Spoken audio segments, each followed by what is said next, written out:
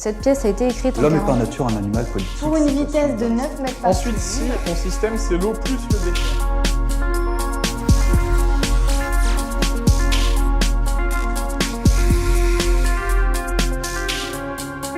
Bonjour et bienvenue dans la Minute Parent. Si votre ado est en filière ES et que vous vous posez des questions sur son orientation après le bac, cette vidéo est pour vous. Cette semaine, nous avons demandé à Nolwenn, professeur de SES, quelles études universitaires on pouvait envisager après un bac ES et pour quel type de débouché. Mais avant de rentrer dans le vif du sujet, arrêtons-nous un instant sur ces diplômes universitaires.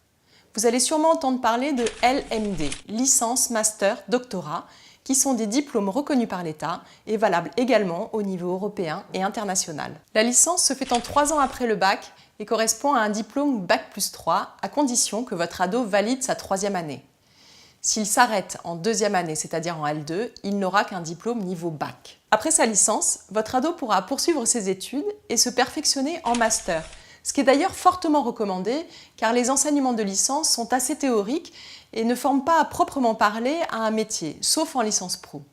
Le master est donc un diplôme de niveau bac+5 qui s'obtient 2 ans après la licence. Enfin, s'il envisage de poursuivre dans la recherche, il pourra toujours faire un doctorat après son master. Ces précisions étant faites, voyons maintenant avec Nolwenn quels avantages on a à s'inscrire à la fac. Parmi les avantages, il y a déjà le fait que ça reste les filières universitaires, ça reste pour l'instant les filières les moins sélectives. Donc, même s'il y a un peu de modification avec la réforme de l'accès et de l'entrée à l'université, il y a très peu de sélection à l'entrée. Les filières qui sont les plus demandées peuvent demander des remises à niveau avant l'entrée à la fac. Et certaines filières peuvent aussi, celles qui sont ce qu'on appelle en tension, donc qui sont rapidement complètes, peuvent sélectionner, si le nombre de demandes est supérieur au nombre de places, peuvent demander une petite sélection à l'entrée. Deuxième avantage, c'est évidemment des frais de scolarité qui restent très abordables. On est dans l'ordre du 200-300 € par année, ce qui reste largement en dessous de la plupart des écoles. Et un dernier avantage, évidemment, c'est que les universités, elles délivrent des diplômes qui sont valables et reconnus internationalement.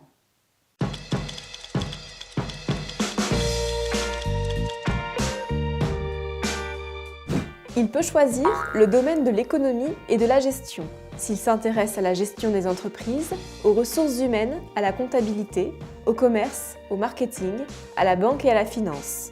Il peut aussi opter pour du droit et des sciences politiques, s'il veut exercer un métier juridique, faire du conseil en entreprise ou des ressources humaines. S'il envisage des études en sciences humaines et sociales, il pourra travailler dans l'enseignement, la documentation, le journalisme, l'aménagement, les ressources humaines. Enfin, si ce sont les langues et les lettres qui l'intéressent, il pourra se projeter dans les métiers de l'enseignement, du journalisme, de la communication, des relations internationales, de la traduction.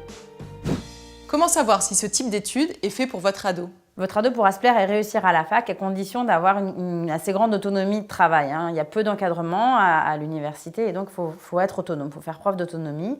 Il faut aussi faire preuve de discipline dans son travail, être capable de travailler de soi-même de manière régulière, être assidu en cours, puisqu'il n'y a pas d'obligation de suivi des cours, donc il faut être capable de s'astreindre soi-même à suivre les cours régulièrement. Et puis, il faut avoir un minimum un projet, au moins à moyen terme, un projet professionnel, puisque les études universitaires, elles restent en général assez théoriques et généralistes, au moins pendant les 2-3 premières années. Et donc, si votre enfant il a un projet professionnel, ça peut valoir le coup vraiment de l'inciter à s'accrocher, même si ça paraît un peu abstrait au début, puisqu'il verra de plus en plus les effets, l'utilité et le concret arriver au bout de 2 ans ou 3 ans d'études. La Minute Parent, c'est fini pour aujourd'hui. On se retrouve très bientôt pour de nouveaux conseils et d'ici là, n'hésitez pas à vous abonner à notre chaîne et à partager cette vidéo.